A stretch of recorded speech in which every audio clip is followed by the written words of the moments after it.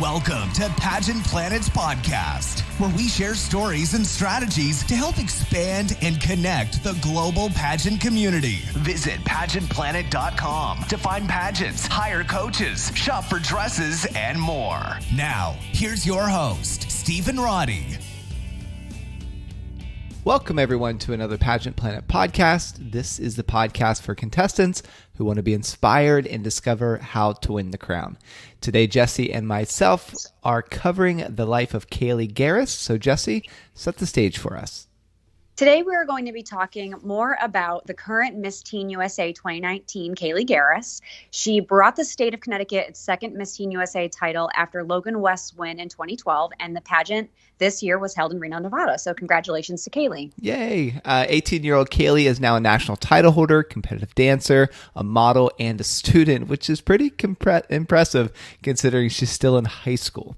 Yeah, she set the bar so high for other teen contestants competing in pageants across America because she volunteers at children's hospitals, travels to New York to model, and is an excellent speaker. Her life experience made her the perfect choice for Miss Teen USA 2019. It's important in pageantry to have a platform to represent throughout your reign, even as a teen, and Kaliegh is actively promoting We Are People First, which recognizes the people, or that people with disabilities should not and are not defined by their disabilities. This platform was inspired by her sister, who has multiple disabilities. And throughout her year as Miss Teen USA, Kaliegh has been seen with big sister Miss USA 2019 Chesley Christ, along with Miss USA or Miss America 2019 Nia Franklin, and the three made their mark across the world. It is the first time Miss USA, Miss Teen USA, and Miss America history that all three reigning title holders are women of African-American descent. Pretty cool. That is pretty awesome. And Kaliegh has personally been recognized for her bubbly personality, outstanding speaking ability, and for wearing her naturally short curly hair during her competitions. She fully represents the concept of having a teen leader in the U.S. who is confident in who she is, relatable to others, and speaks up for what she believes in. She was born and raised in New Haven, Connecticut, and she lived with her parents and her older sisters, Samantha and Chantel. And being the youngest sibling with an 8-year age gap, she would always tag along with her big sisters wherever they would go. You wouldn't know it if you spoke to her now, but growing up, Kaliegh described herself as really shy and introverted. She didn't dislike attention, but it was never something she focused on attracting in her life. Well, she enjoyed dancing in her free time, and Kaliegh considers herself a competitive dancer who's well-versed in contemporary, jazz, hip-hop, and tap dancing. And this kept her physically active and allowed her to express her own form of creativity. And she's now taking her dancing and performance skills to the next level. She's learning and practicing circus arts, aerial skills, hoop, and the trapeze. That's the trapeze. I don't want to say odd. Unique is the word I'm looking for. What a unique thing just to take up. Like, oh, cool. I want to take up trapeze. You don't hear that every day. No, not at all. So all this activity got her voted into the top 10 for Best Teen Body on Pageant Planet in 2019. She admits that she didn't even diet before competing for the Miss Teen USA 2019 because she has a fast metabolism and is a teenager who enjoys indulging in different types of junk food. Yeah, she's got blessed with genetics. Absolutely. So this is a huge coaching moment. First is you can't judge your genetics by somebody else. So Kaliegh probably has, like Steven said, blessed with long and lean genetics. We are not all blessed that way. So I would say don't compare someone to their natural predisposition. So some people may have to do some extra work and time and energy for fitness competition. But the real coaching moment I want to get into is working out doesn't have to mean, quote, I'm doing air quotes here, working out. And I think people think, oh, I got to be in the gym or I have to be on the treadmill. And so many people just do not find joy in that, but they find joy in other things like dance, like hiking. Stephen, what are some other things you can think of that are activities that aren't traditional working out, but burn a ton of calories? I mean, from a guy's perspective, we get together and we'll play like flag football or basketball, like even baseball. It's something to get the heart rate up. And I mean, it is like there's so many opportunities now. There's even like groups that get together real early before malls open and like they walk in the malls. Mall walking. Yeah. So things like that. I mean, especially it's kind of popular here in Boston or my hometown back in Ohio because it gets so cold, and in the winter months it gets you out and around a group of people. So things like that you can get to get your heart rate up, because regardless if your pageant has swimsuit or doesn't, you just, I mean, look at the science. You feel better about yourself. Your endorphins increase, which gives you a feeling of like happiness. You just feel better about who you are as a human when you're exercising. Now, that doesn't mean that you have to be a size 0, but if you're physically active, it does something chemically to your body that just makes you feel better. That is so true. I mean, so if you are like hitting a plateau, or you maybe haven't ever entered a pageant before and you're like, I don't know how to get started, I would say find an activity that's not traditional workout that you can look at as like an exercise outlet, and find some friends that'll do it with you. Rock climbing. I mean, there's so many things you can do indoors or outdoors all season, so you don't have to restrict yourself. Trampoline parks are really popular right now. You get a killer workout there. So explore and find things that work for you that can break up a monotonous gym routine or diet routine that will boost your metabolism, et cetera. Because especially the older that we get, for our Miss, Ms., and Mrs. contestants, like, our metabolism is not Kaligh's metabolism. It's just not going to happen for us to just do that. So something that can break it up will go a long way. Yeah. And I want to encourage you too. For myself, what I do is I try to find the most successful person that's in my inner circle that is already doing something. Like, I was talking to my friend Darwin the other day. I'm like, how do you get all of your, like, what do you eat and how do you get your calories in? Like the proper proteins and carbohydrate mix. And he just told me his system that he does. I'm like, oh, okay, that makes sense. Like, okay, I think that could work for my lifestyle with some modification.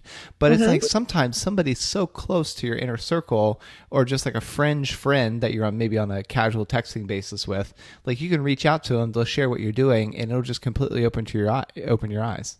Mm-hmm. Definitely. So think outside the box is that coaching moment, I guess. Yeah, it's a great one.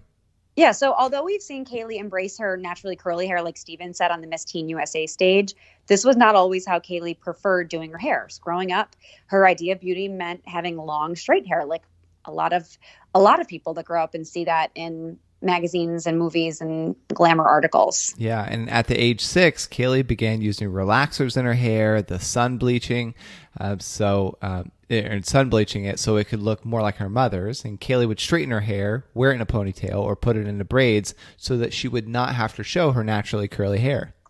So it was in art school that Kaligh's perception of beauty and her hairstyle changed. And as she attended class on a day when her naturally curly roots were coming in, she had a friend suggest to her that she wear her natural hair because it is also beautiful. And one simple compliment was all it took for Kaliegh to buy into this idea. And she's been wearing her hair naturally curly for the majority of her days ever since. I've heard it said, and I really like it, where words are gifts. So you can give your word as a gift. And that's certainly a gift that Kaliegh experienced from her friend. And before being crowned Miss Teen USA 2019, Kaliegh attended school at Joseph A. Foran High School in Milford and the Educational Center for the Arts in North Haven, studying theater. Now, she has graduated from high school and she attends Southern Connecticut State University studying communications. At one point, she dreamed of being a trauma nurse, which is still a possibility considering that she's only 19 years old now. That's the fun part about covering teens in the podcast, is we should probably, like, 10 years from now make a note to do recaps of like what they've accomplished in the last 10 years, because they have all these goals and dreams and they've set this really great foundation for success. So it's true. I mean, she could become a trauma nurse. She could be in communication. She could be a professional model. Like, who knows? The world's her oyster. Yeah, absolutely. So she can be seen traveling to and from New York to model, and she is so lucky to have an accepting and open-minded group of friends. And a lot of her friends come from her theater school, and she still enjoys doing teenage activities like going to prom, driving around with her friends, grabbing a bubble tea. My girl, I love me some bubble tea, and singing along to the Jonas Brothers. Yeah, well, that's kind of a side, like, oh, and getting a cup of coffee. Oh, and singing along with like a famous band. That's cool. Kaliegh began her pageant career in her teenage years. She states that she had to beg her mother to join pageants, and even then she was only allowed to compete in one pageant a year. Most of the pageants she competed in required the contestant not to wear makeup. This is where Kaliegh got to practice her presentation and public speaking skills. At first, Kaliegh would compete with her hair straight and extensions in. She transitioned out of doing this because the heat was ruining her hair.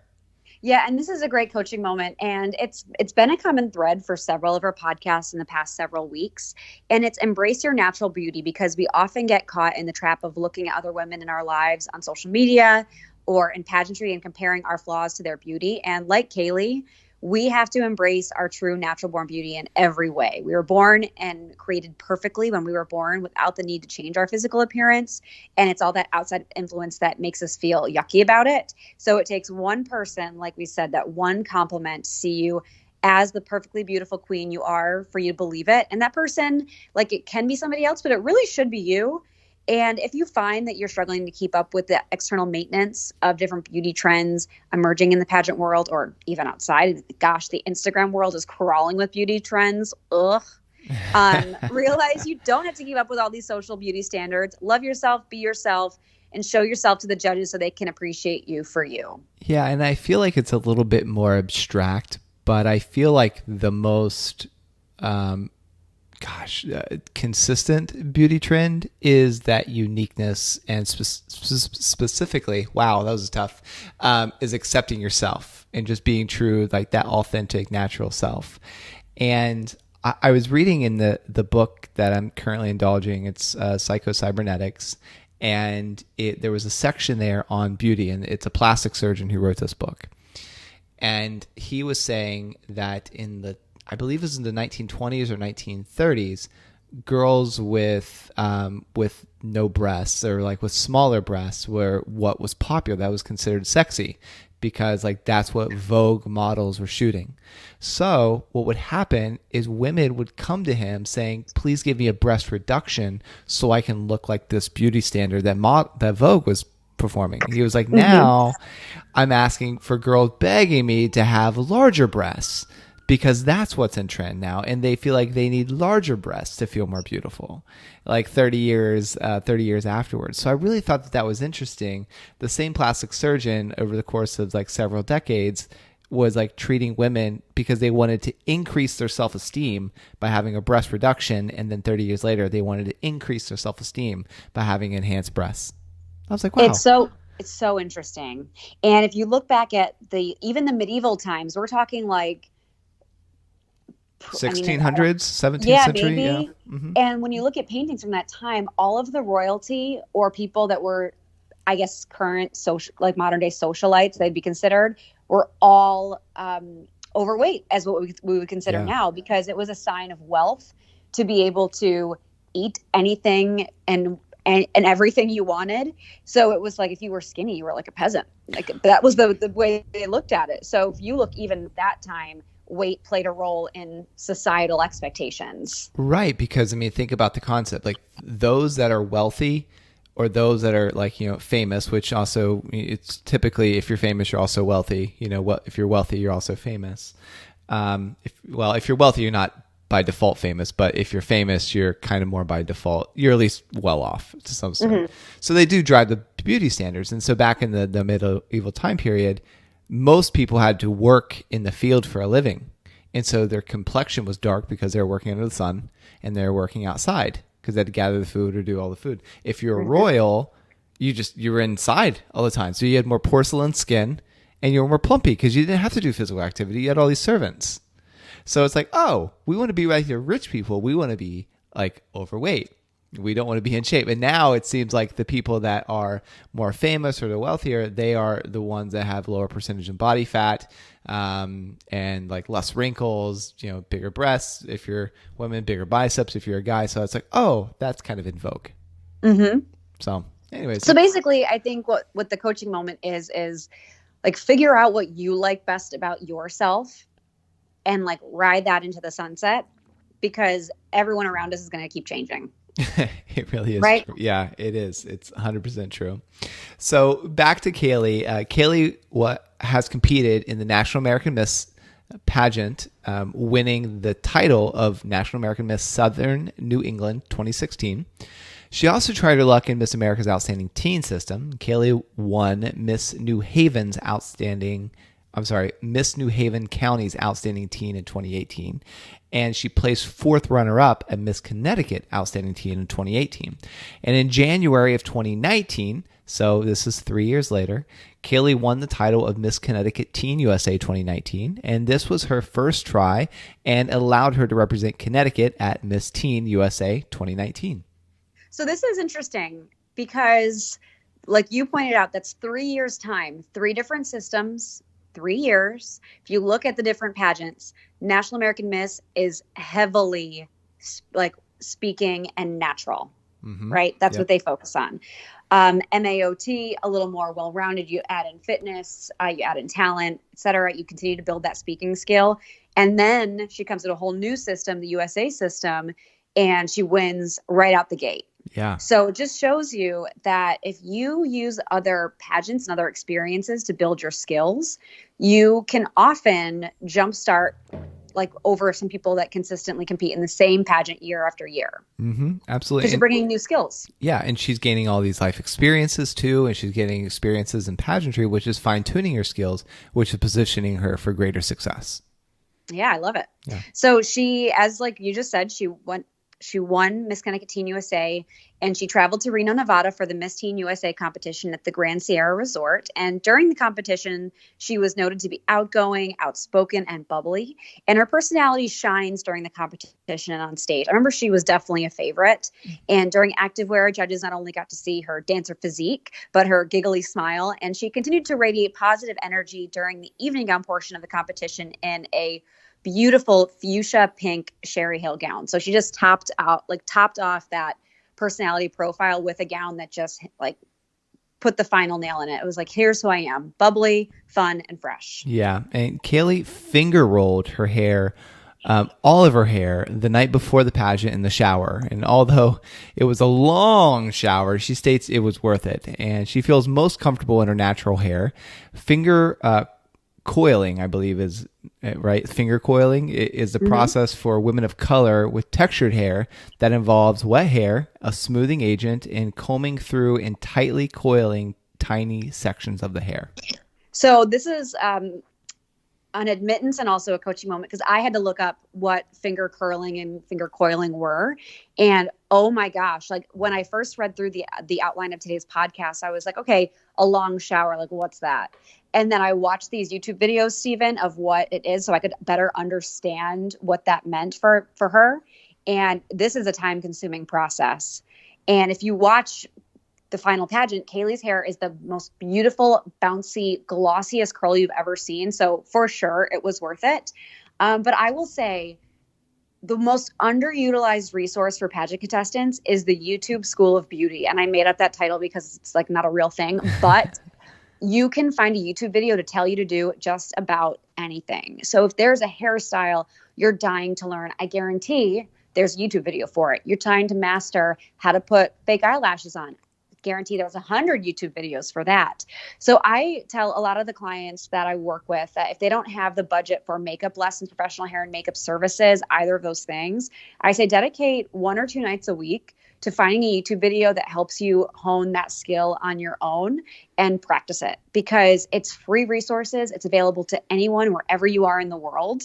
And you can learn how to, if you're a female, you can learn how to shave your own face. So you don't have to spend $100 at a dermaplaning appointment. I mean, literally anything you can find. It's incredible, the resource that it is. Yeah, completely. And I mean, guaranteed this was not Kaligh's first time. Oh, let me try this finger curl thing, right, in the shower the night before Miss Teen USA. So she certainly put in some hours. And I was thinking about our pageant prep timeline. So if you're a VC member or VIP member or VIP Platinum, you also get tied into this prep timeline where we say, okay, your pageant's 4 months away. Now you should start doing makeup tutorials. And then we kind of lead you through makeup tutorials or whatever, based on your age division and all that. So it's customized based on your age division. And so we guide you through all of that, because it kind of gets overwhelming to remember all the different things that you're supposed to practice or be doing. So it's really helpful to get that email once a month or once every few weeks whenever we do it. That's oh, cool. Now it's 6 weeks away or 7 weeks away. Now you really need to be shopping for your dress. And those aren't the definitive timelines. It's all in there. I'm just spouting off the mouth, but it is nice to have that guideline that's emailed to you that's telling you what to do and when to do it, and also like how to do it, how to practice, because it really does guide the preparation. Yeah, I mean, get lost in a Google hole for sure. So I think a lot of contestants spend most of their time finding the right wardrobe, which in my opinion is a big mistake. You certainly spend plenty of time because it's the most fun, it's the easiest, but you should be spending more on the skills that will help you win the title. And so many of those are around grooming yourself to be stage ready. Yeah, completely. Yeah. So like on finals night, fans all over America, they were cheering as Kaliegh progressed into semifinals through the active wear and gown phases and into the top 5. And once Kaliegh made it to the question and answer portion, there was no question that really could throw her off. Her answer to the question of like, why are women less motivated by money was like one of those mic drop moments. I mean, she graciously spoke about how women have the confidence in themselves to realize their own identity and that no job or amount of money could change that. And shortly after her final answer, she was being crowned Miss Teen USA 2019 by Kansas's Haley Colburn. And she was also congratulated on stage by Miss USA 2018, Sarah Rose Summers, and Miss Universe 2018, Catriona Gray. So big deal. Yeah, very big deal. And Kalieigh's been seen across many American news outlets for being one of 3 African-American women possessing the top 3 pageant titles in the U.S. So Kelsey Kirst, Miss USA 2019, Nia Franklin, Miss America 2019, and Kaliegh have been speaking out about diversity and recognition of races and ethnicities in title holders of national and international pageants. The 3 even have their names on a t-shirt for fans to buy, which is a good marketing moment. Mm-hmm. And the trio became even more empowering when Zozibini Tunzi of South Africa was crowned Miss Universe, another woman of color. And the world enjoyed this quad of well-spoken, community-driven pageant queens for a week until a new Miss America was crowned. And this will still remain as the first time in history that 4 of the largest pageant titles that recognized in the U.S. and debatably the world. I know a lot of people look at the U.S. as pageant standards, so big deal all around. Captured by women embracing their natural beauty. And through pageantry, Kaliegh is able to be a leader and a role model to show others what it means to live in a respectful, accepting, and diverse world. I know, and I believe, like, I don't remember the timeline, but going off what popped in my head, Miss World was Miss Jamaica, but I don't know if that was during the time or like right after, but it was dangerously close. Mm-hmm, it was. I'm going off memory, and I believe there was another Miss United States too. So anyways, but yeah, it was crazy, and yeah, nothing like that has ever happened. But Kaliegh had this to say. She says, "I'm never going to lie on my opinion, but you do have to factor in others' beliefs. Now that I'm a public figure and I have younger girls looking up to me, of course I'm going to be careful of what I say because I don't want to offend anyone. That's just who I am. But I'm never going to shy away from saying my opinion just because I'm worried that it's going to scare off some people." Mm-hmm. And growing up with a sibling with a disability did not faze Kaliegh. That's one of the things she has the strongest opinions on. And this was something she thought was normal for most people. However, she learned that everyone does not have a relationship or environment with somebody with a disability. Yeah, Kaliegh would notice this in a grocery store or out in public. She noted that people would stare at her sister or that her parents would pull their kids away from her. And this was confusing for her as a child to understand. For sure. And she takes these experiences and her relationship with her sister to break the negative stigma associated with people who have physical, developmental, or social disabilities. And since Kaliegh was able to communicate with her sister and have her understand, why wouldn't others? Yeah, this inspired the creation of the movement, We Are People First. She wants others to put a person's name and personality before their disability. Rather than seeing her sister and thinking she's in a wheelchair, think, oh, her name's like Chantel. You know, we can't control disabilities, but we can control the way we treat and respect everyone as human beings on Earth. And this is what Kaliegh hopes for everyone in the world with or without a disability. And Kaliegh has been able to travel and speak at several schools, hospitals, and other volunteer events to help inspire a new mindset when it comes to communicating and connecting with people with disabilities. And Kaliegh educates the youth on ways to respectfully discuss and speak to people who have a health issue or a disability. And I think that is so valuable because oftentimes kids especially, but really all people just don't know what to say when they encounter someone with a disability. So some people can react very normally, conversationally, but some really need that like nudge of reassurance of, yeah, here's the right thing to do. Yeah. Kaligh's also done numerous of other forms of volunteer work and community service. She volunteers at Yale New Haven Hospital and is a camp counselor for those in New Haven parks and recreation eco camps. Here she is able to guide campers on different outdoor experiences like kayaking, canoeing, hiking, and rock climbing. Imagine being like led around the wilderness by Miss Teen USA.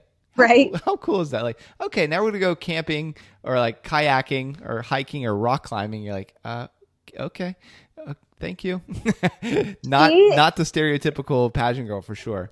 Right. And I just saw a picture posted of her in New York City, and it was like a lime green 2-piece suit with like higher ankles, tube socks, and some like not combat boots, but they were definitely some utility boots. Yep. And like it is so on trend right now, that whole look. It was not a fitted suit like you typically see in pageant interview. Like it wasn't elegant. It was just like very boxy, androgynous looking, which is so on trend and like everywhere else except pageant land. So she has been a chameleon. She's been able to do that outdoorsy, have that outdoorsy vibe, and then also like walk right onto the runway. So she's been able to do it all. And I really like that about her. And she's been recognized by the Connecticut Department of Development Services for her selfless and devoted service to the community. So very well deserving. And it's difficult not to listen to Kaligh's life as a 19-year-old and wonder what we've done in our lives to compare, even our age, Stephen. Yeah. And she has truly embraced the opportunities in her life to grow as an individual, a pageant queen, and a role model to others. Yeah. Slowly we're seeing new and emerging pageant trends, which are accepting a contestant's natural beauty as an asset to winning the crown. Gone are the days where every woman has to wear hair extensions, get a spray tan, and wear a full face of makeup. And Kaliegh is a breath of fresh air to remind us that our physical appearance only has so much value when it comes to impacting another person's life.